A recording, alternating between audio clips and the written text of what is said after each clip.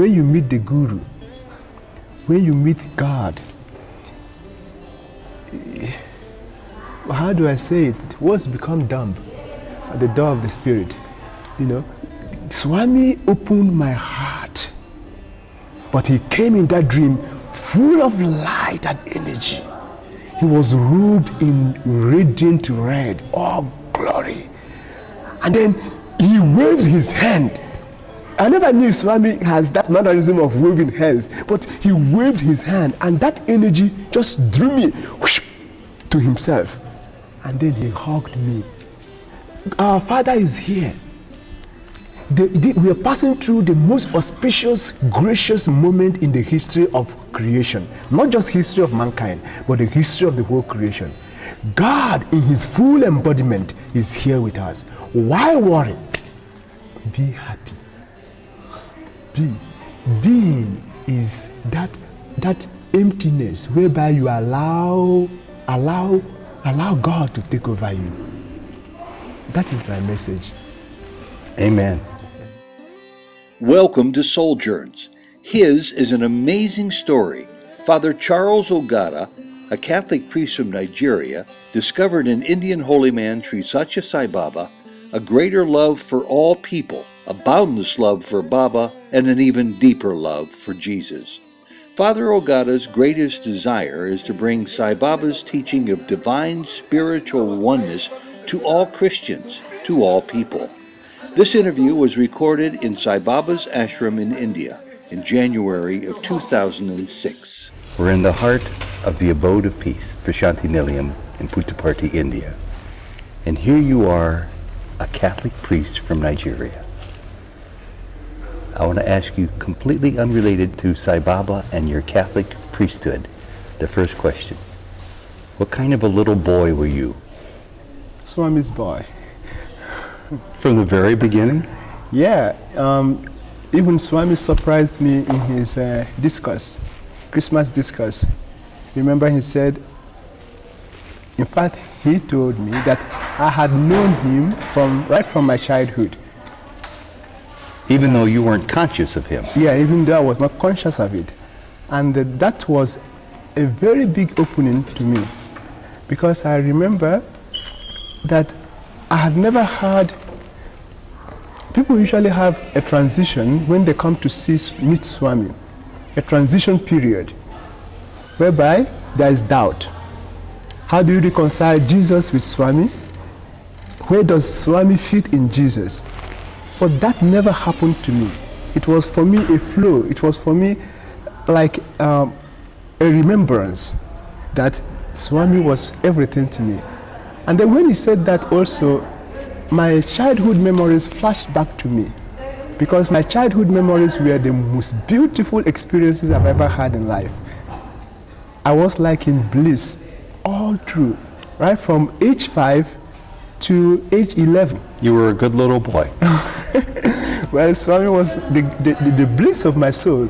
I was having a lot of spiritual experiences, which myself I couldn't understand, and my parents also couldn't understand.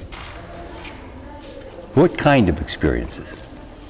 My body used to be very hot that I have to pour water on myself. It's so hot that they take me to all kinds of hospitals and there is no medical explanations. And then they started taking me to the juju, African jujus, because they thought I was possessed. And then they did a lot of things to me. Sometimes I'm taken up and lose consciousness. In fact, one of the times it happened that I lost consciousness, my mom was with someone, a friend. We live in a hill in the mountain, surrounded by trees, very, very serene. So my mom had gone to visit someone, and when the experience started, someone ran to him and ran to her and told her that it has started. And she was so worried and started running, and before she could climb the hill, she fainted, you know? And it was really a big experience for her and for everyone. That experience was with me until the age of 11, when it left me. So you had these early childhood spiritual experiences. Sure. And At a young boy or a teenager, when do you first remember the wish to become a Catholic priest? That's a good question. I could remember when I was 11.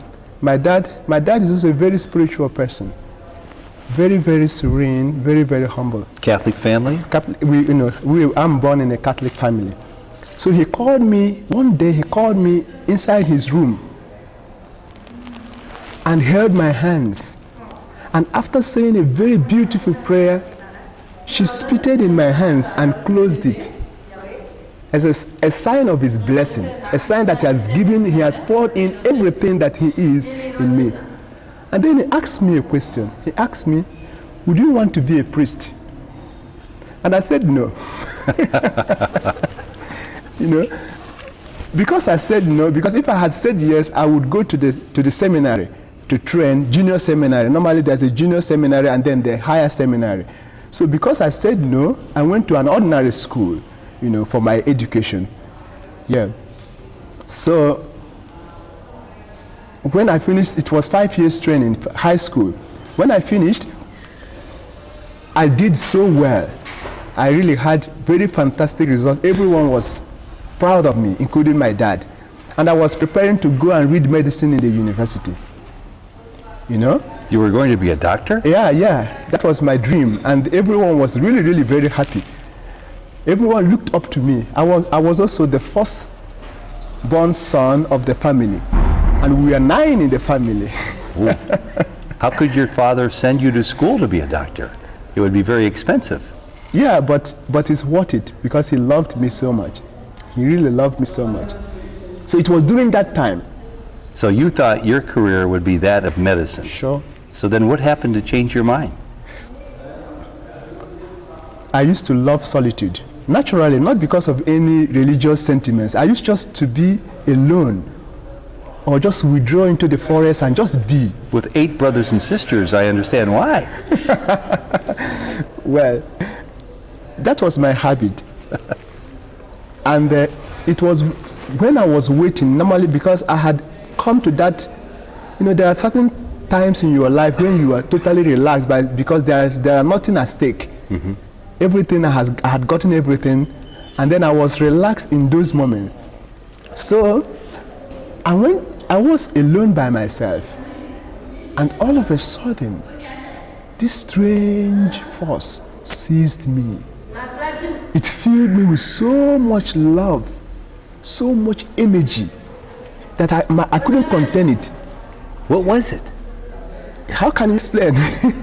It's such a mysterious force, but I knew it was a good force because I got in contact with my inner self, And then there came a voice, strong and clear, full of love, that said, what would you want to do with this life?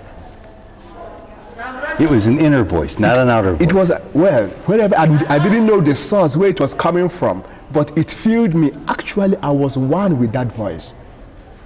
And what did you answer? The voice also answered. It wasn't as if I was answering, but the voice also answered, what else, Father, but to give this life to you? To God. So from then, from that moment, everything became non-existent to me. The whole world was like blind to me. And I could not sleep, I could not eat, I could not do anything. I was totally possessed by that force,